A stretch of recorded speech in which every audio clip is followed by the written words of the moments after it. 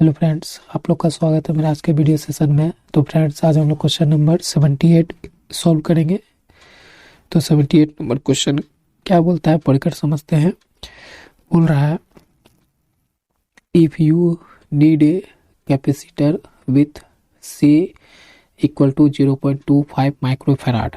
अगर आपको ज़रूरत है, चाहिए कैपेसिटर कितना वैल्यू का, इतना वैल्यू का 0.25 माइक्रोफैराड का, and you have only one in the store room with capacitance of 1 microfarad. और आपके पास जो स्टोर रूम में है सिर्फ कितना कैपेसिटेंस रखा हुआ है, मतलब कैपेसिटर कितना कैपेसिटेंस का रखा हुआ है, 1 माइक्रोफैराड का। ठीक है।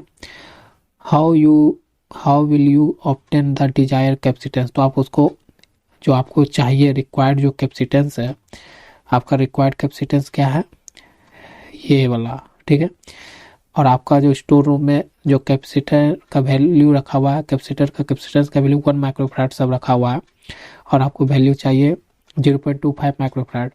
तो क्या करिएगा कि आपको डिजायर कैपेसिटेंस मिल जाए। तो हम, यहाँ ऑप्शन है लगाने का, तो हम क्या करेंगे, हम ऑप्शन 1 चूज कर लेते हैं। देखते हैं कि ऑप्शन 1 में चूज करने के बाद हमारा सही आंसर आता है कि नहीं, डिजायर वैल्यू ऑफ कैपेसिटर मिलता है कि नहीं।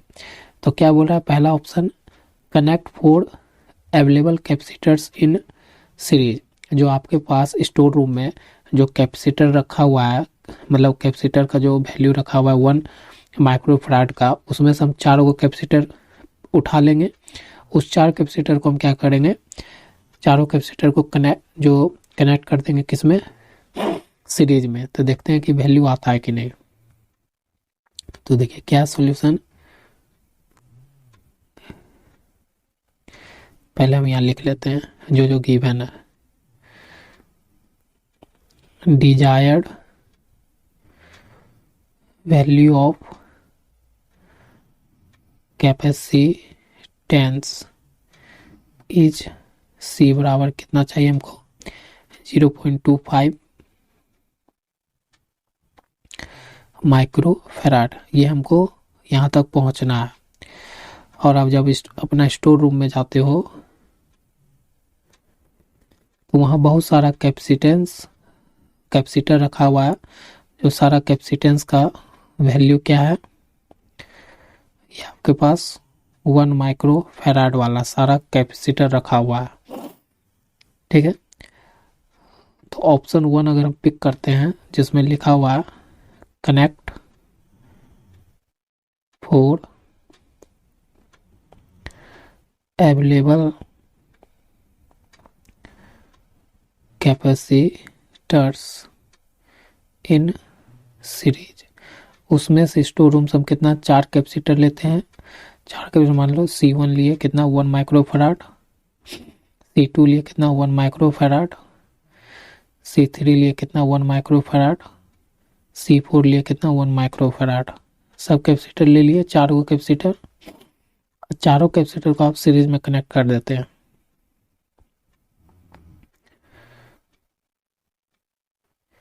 ठीक है, सीरीज में कर दिए।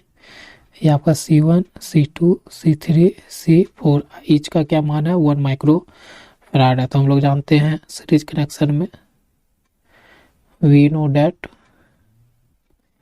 कि 1/CS 1/C1 plus 1/C2 plus 1/C3 plus 1/C4। तो हमारा 1/CS बराबर क्या हो जाएगा, 1/1 प्लस 1/1 प्लस 1/1 प्लस 1/1। 1/CS बराबर क्या हो जाएगा, एलसीएम ले लो 1 1 प्लस 1 प्लस 1 प्लस 1, मतलब 4/1। तो CS बराबर क्या हो जाएगा, 1/4।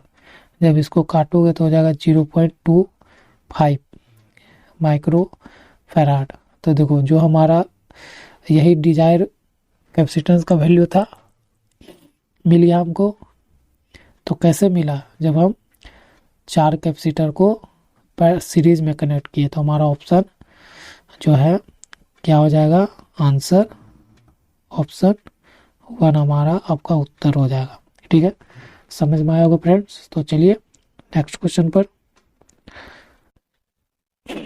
हेलो फ्रेंड्स, अब हम लोग क्वेश्चन नंबर कितना पर आ गया है, 79 पर। तो 79 नंबर क्वेश्चन क्या बोलता है पढ़कर समझते हैं। बोल रहा है the effective capacitance between point X and Y in figure 6.40 is assuming C2 equal to 10 microfarad and all other capacitors are 4 microfarad.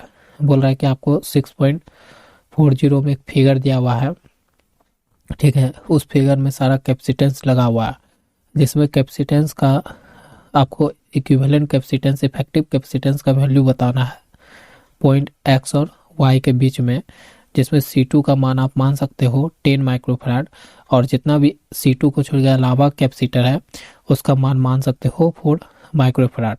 चलिए हम लोग फिगर पर, ये आ गया फिगर, ठीक है। तो इस तरह का आपका फिगर है, तो इसको सॉल्व करना है। तो बहुत सिंपल सा है। देखिए यहाँ पर आपका एक्स है और ये यहाँ पर वाई पॉइंट है, और ये आपका C1, C4, C2, C3, C5 आपका सब दिया हुआ है, ठीक है। मैं इसको रब कर देता हूँ, इतना समझ गया, दिया हुआ है। तो इसको सर्किट को थोड़ा अरेंज करना होगा हम लोग को, ठीक है। पहले अरेंज कर लेते हैं। अरेंज करने के लिए क्या है फ्रेंड्स कि देखो ये शॉर्ट पार्ट है, तो यहाँ एक्स अपीयर हो जाएगा, यहाँ पर वाई अपीयर हो जाएगा, ठीक है। और यहाँ से एक कैपेसिटर जुड़ा हुआ है, तो यहाँ पर कोई एक बिंदु हम मान लेते हैं, क्या, P। और यहाँ एक है, तो यहाँ मान लेते हैं Q, इस पॉइंट के लिए Q मान लेते हैं, ठीक है। तब देखोगे अगर हम X लेते हैं तो कैसा बनेगा फिगर। देखो यहाँ पर उठाते हैं फिगर को, हम यहाँ आपको समझाते हैं। अगर हम ले लिए यहाँ पर से X बिंदु यहाँ लिए, ठीक है, X, ठीक है। तो X से देखो क्या क्या कनेक्टेड है। एक Q ले सकते हैं और एक P ले सकते हैं। हम यहाँ पर एक पॉइंट लेते हैं, यहाँ पर लेते हैं एक पॉइंट P, यहाँ लेते हैं एक Q, ठीक है। तो देखो तो X से लेके P C4 है ना, और X से लेके Q हमारा क्या C1 है। तो हमारा ये हो जाएगा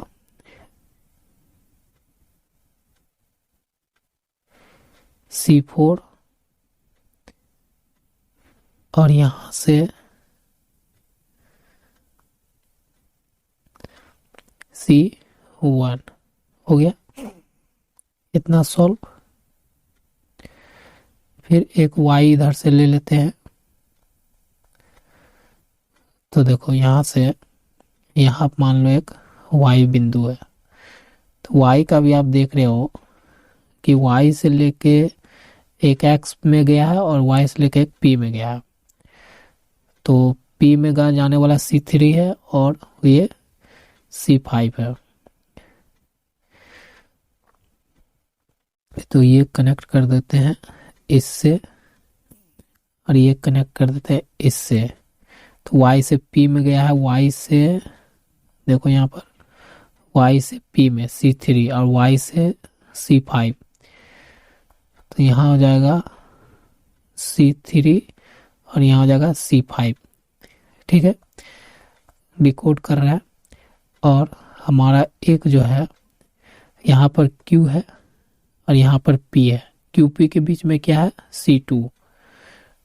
तो देखो QP के बीच में क्या है C2, ये आपका आ गया C2 आया,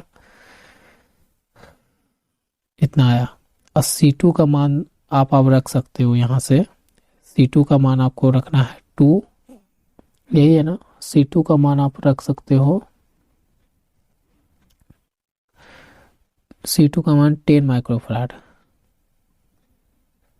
यहाँ पर आप कितना रख सकते हो 10 माइक्रोफैराड, यहाँ पर 10 है, ठीक है। और सारा उसके बाद जो बचता है वो बोल रहा है 4 माइक्रोफैराड, और सारा उसके बाद कितना है ये आपका 4 माइक्रोफैराड, 4 माइक्रोफैराड, 4 माइक्रोफैराड, और ये भी आपका 4 माइक्रो फैराड। तो ये सर्किट कैसे सॉल्व होगा, ये बात है कि ये सर्किट कैसे सॉल्व होगा। तो सिंपल सा क्वेश्चन है कि हम लोग पढ़े हैं कंसेप्ट किसका, Wheatstone bridge. We know that about किसके बारे में, व्हीट स्टोन ब्रिज। जानते हैं इसके बारे में। व्हीट स्टोन ब्रिज क्या कहता है कि अगर हमारा व्हीट स्टोन ब्रिज बैलेंस हो तो ये वाला सर्किट क्या हो जाता है, हट जाता है। तो बैलेंस चेक करते हैं। 4 बैलेंस कंडीशन चेक कर रहा है, ठीक है, किसका, व्हीट स्टोन ब्रिज का। तो उसको balance Wheatstone bridge check करने के लिए क्या है कि ये C4 को और C5 का गुना प्रोडक्ट इक्वल होना चाहिए C1 के प्रोडक्ट C3 के साथ। तो C4 C5, तो C4 गुना में C5, C1 गुना में C3, यही होगा। तो C4 आपको कितना दिया हुआ है, 4 गुना में 4, और ये भी आपको कितना दिया हुआ है, 4 गुना में 4, तो 16 इक्वल टू 16। मतलब दोनों तरफ क्या है, LHS RHS बराबर है। इसका मतलब व्हीट स्टोन ब्रिज क्या है, हमारा बैलेंस कंडीशन में है। जब हमारा बैलेंस कंडीशन में होता है तो हमारा जो मिडिल वाला पार्ट होता है, कौन सा, ये वाला, ये क्या हो जाता है, सर्किट से रिमूव। तो इसको हम कर देते हैं रिमूव, इसको हटा देते हैं, ठीक है।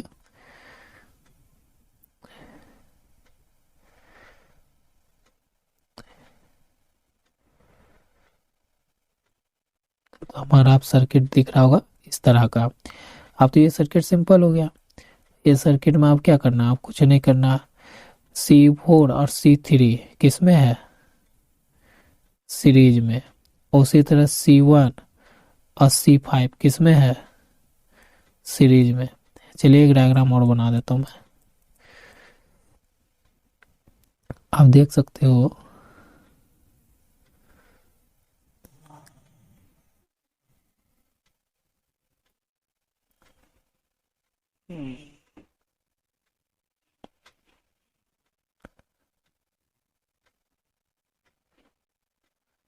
ठीक है, तो यहाँ पर आपका क्या था, C4, यहाँ पर C3, C1, C5 हो गया। तो हमारा C4 C3 किस में है, सीरीज में है। तो इसका इक्विवेलेंट निकाल लेते हैं, CS1 bye 1 bye C4 plus 1 bye C3। तो 1 बाय CS1 अगर लिखते हैं तो 1 बाय ये 4 प्लस 1 बाय 4 लेते हैं, तो 2 बाय 4 एलसीएम, इससे से काटते तो 1 बाय 2। सॉरी गलत हो गया, फॉर्मूला सही बैठा है लेकिन सॉल्व गलत कर दिए। तो 1 बाय 4 प्लस 1 बाय 4 होगा। एलसीएम ले लोगे तो कितना हो जाएगा, 4, और ये हो जाएगा आपका 2, ठीक है।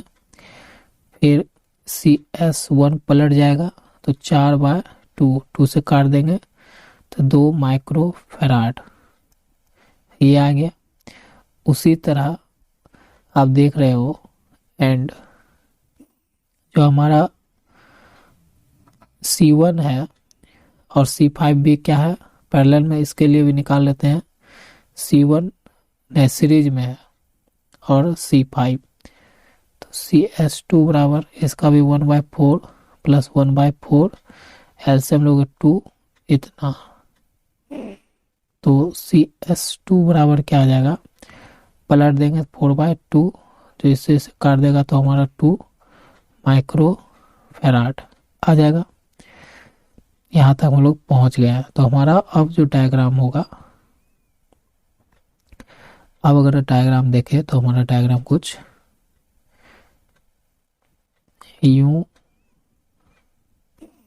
ये वाई, ये एक्स, ये आपका CS1 और ये आपका है CS2। तो ये भी आपका आया 2 माइक्रोफैराड और ये भी आया 2 माइक्रोफैराड। अब ये दोनों कैसे कनेक्टेड है?